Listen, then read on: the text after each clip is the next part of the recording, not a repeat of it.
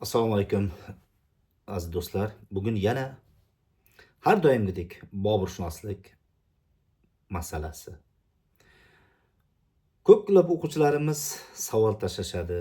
Domla nega chiqish qilmay qo'ydingiz deb. Avvalo safarlarim ko'payganligi, ikkinchidan vaqt kamligi va uchinchidan boburshunoslik shunaqa rivojlanib ketyapti. Juda ko'pdan ko'p manbalar topilmoqda. Ularni tarjima qilish kerak boshqa tillardan. Lekin bugungi masalamiz bu o'zbek tilidagi yozilgan, ya'niki o'zimizning eski turkiy tilda yozilgan, Bobur yozgan bir g'azalining boshqacha talqin qilinishi. Ya'niki mana shu bir shunaqa bir guruhlar bor deylik. O'z manfaati yo'lida undan foydalanishgan. Maqola muallifi Nusratullo Jumaxo'jayev, filologiya fanlari doktori, professor. Matnshunos Bussa deb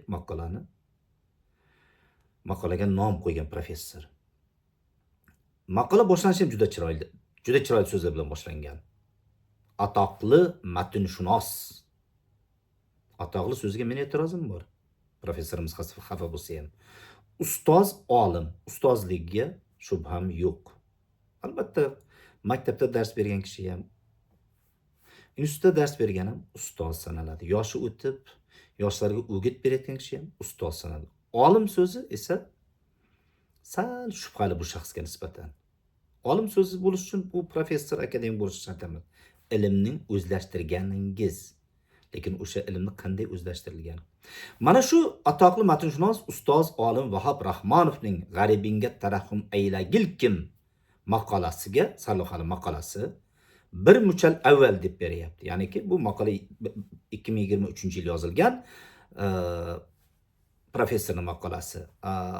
Ustoz matnshunosniki esa 2011-yil Adabiyot va san'ati, O'zbekiston Adabiyot va san'ati gazetasining 7-sonida nashr etilgan. O'shanga mana oradan 12 yil o'tsa ham deyapti. Endi o'zi 15 yil o'tib turibdi. Bu masala hal etilmaganligi, qaysi bir muayyan g'araz, maqsad bilan muhokama etilganligi muallif manfaati nuqtai nazaridan tepasida keltirilgan. Shuning uchun qayta-qayta ko'tarilyapti deb professor Nusratullo Jumaxo'jayev maqolani boshlaydi.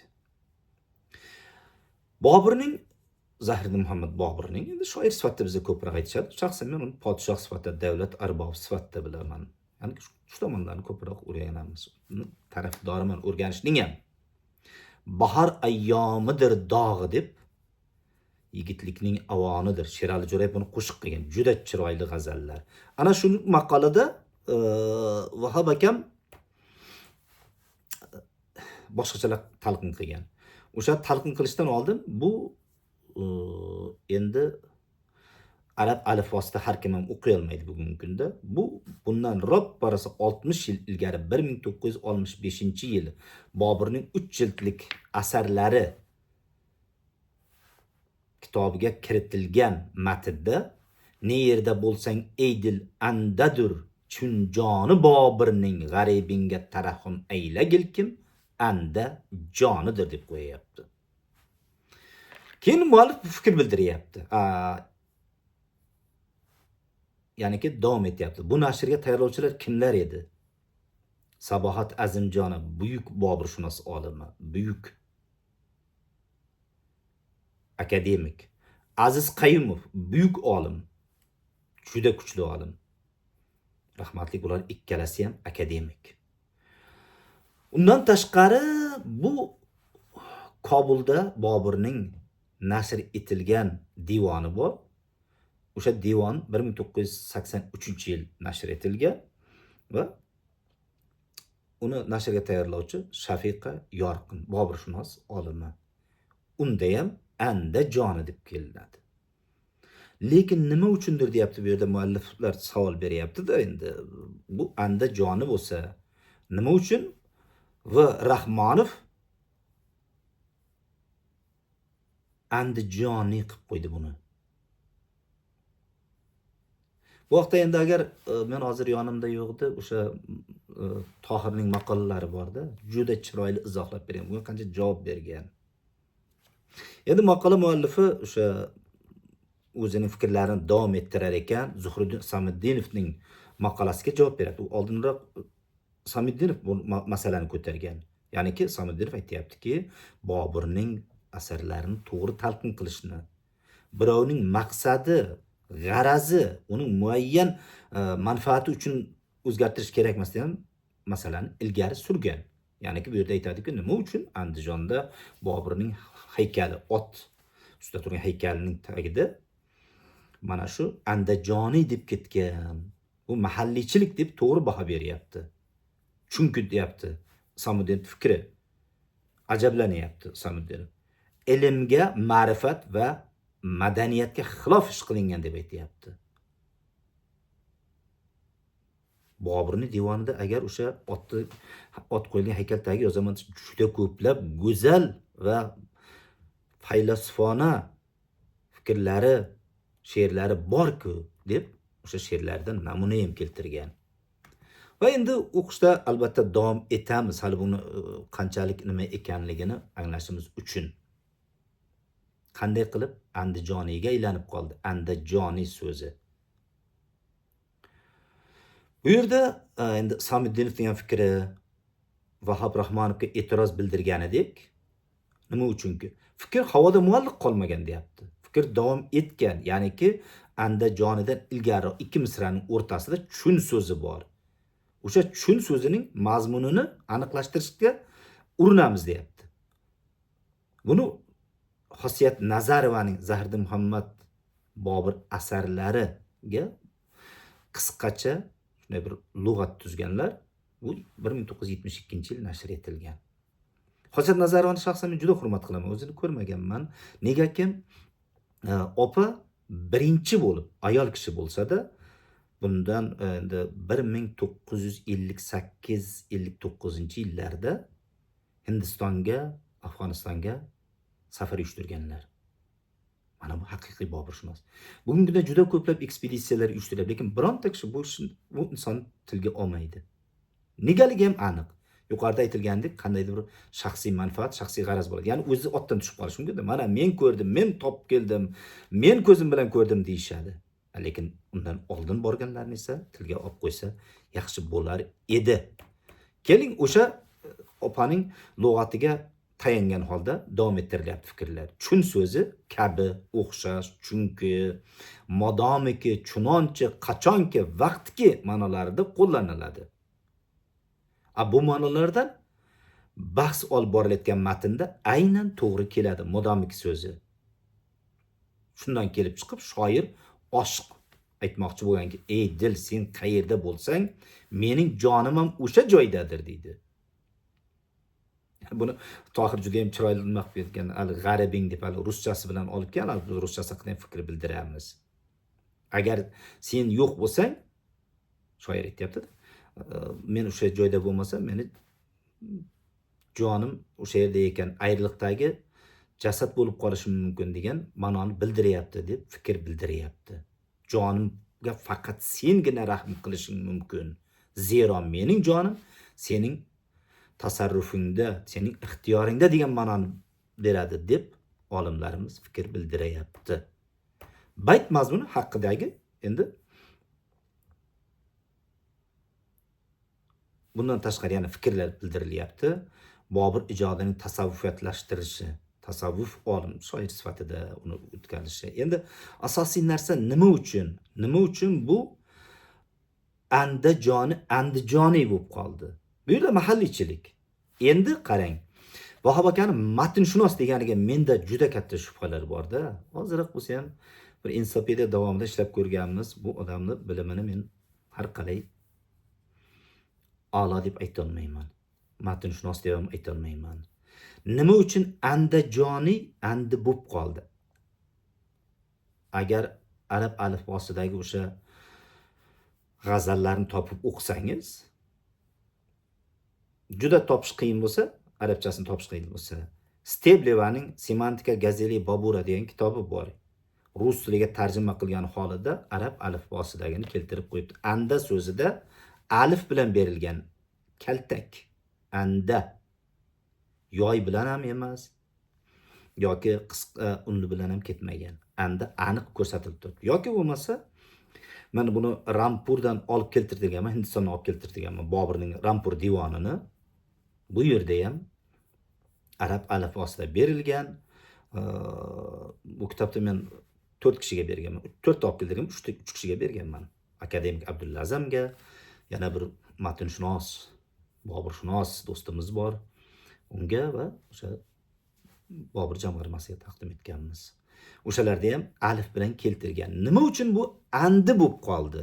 Ya Vahob akaning fantaziyasiga chegara yo'q.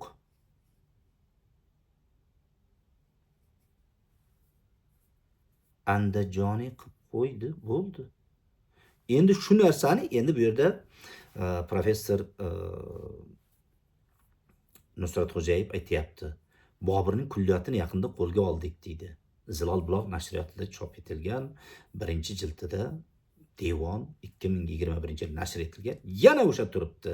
G'aribinga tarahhum aylagilkim Andijoniydir deb qoldi. Andijoniy emas.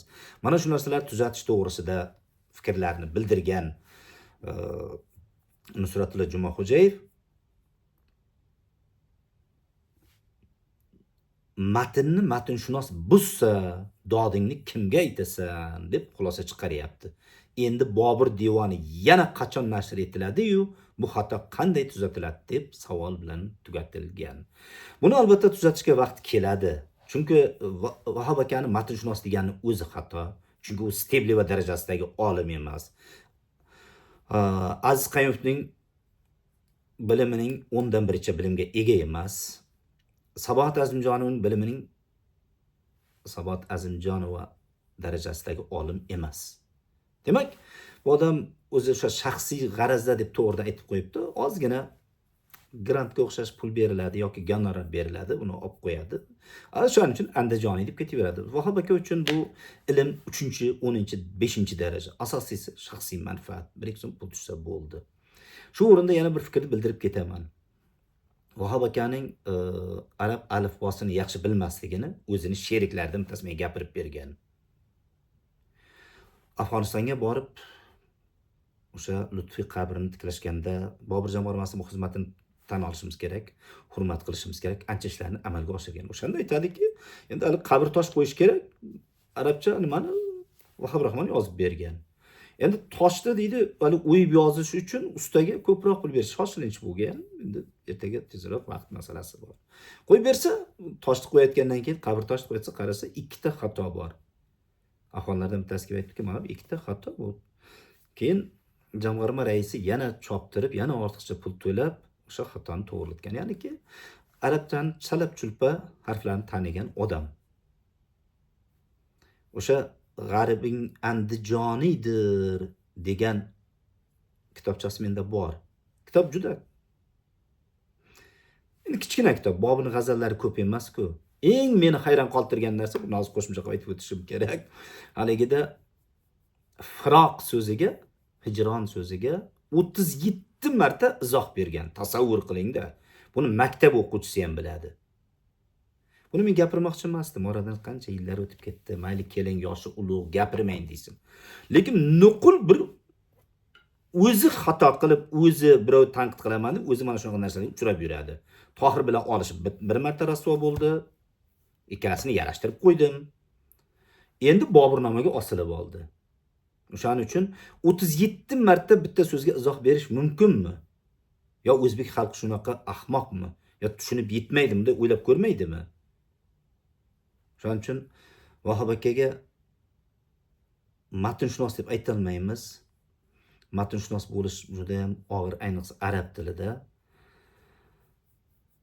O'zak degan so'z bor-da. O'zak 3-sinfda o'rgatiladi. Lekin arab tilida o'zakni topish al-yawma tansahu so'zlaridan olinadi. Ya'niki mana shu bugun uni unutasan degan arab tilidan tarjima qilinadi. Shu yerda qaysi harf bor bo'lsa, o'zakka kirmaydi. Deylik, maktub, maktab, bularniki KTB, kitob, kutub, bular KTB bo'ladi o'zagi. Al-yawma tansahuni nima qilib oling. Endi matn so'zini ham arabchadan qarab ko'ring. Bu akam matn nimaligini bilmaydi-ku, o'zak chiqara olmaydi-yu. Shuning uchun hurmatli professor Nusratulloh Jumaxo'jayev, buning uchun siz ajablanmang. Matnshunos matnni buzgan bo'lsa, yuzlab filologlar bor. Nega chiqarmayapsizlar? Hozir chiqarish juda ham oson kitobni. Marhamat, nashriyotga tayyorlang, chiqaring. Bu uni ustoz deb, matnshunos deb ko'klarga ko'tarib, bunaqa yerga urgandan ko'ra to'g'ridan-to'g'ri kitobni to'g'ri nimada chiqarish kerak. Shu. Meni taklifim shu. Hali yaxshi boburshunoslar yetishib chiqadi. Albatta, matnshunoslar yetishib chiqadi. O'zi O'zbekistonda ular o'zi shakllanib bo'ldi ham qaysidir ma'noda. Lekin bundan keyin yanada yaxshiroq matnshunoslar chiqadi. Lekin endi baribir o'tish davrida haligi pul ilinjida endi biz ma'lum bir muddat o'tish davrini yashadik. Olimlarga qiyin bo'lgan davrlar bo'ldi. Maoshlar kam edi. O'sha paytlarda hali 1 so'm, 2 so'm pul kim bersa, o'sha tomonga harakat qilib yurgan olimlardan bittasi ana shu Nusratulloh Jumaxo'jayevning atoqli matnshunos ustozi. Barchalaringizga salomatlik tilaymiz. Omon bo'lingizlar.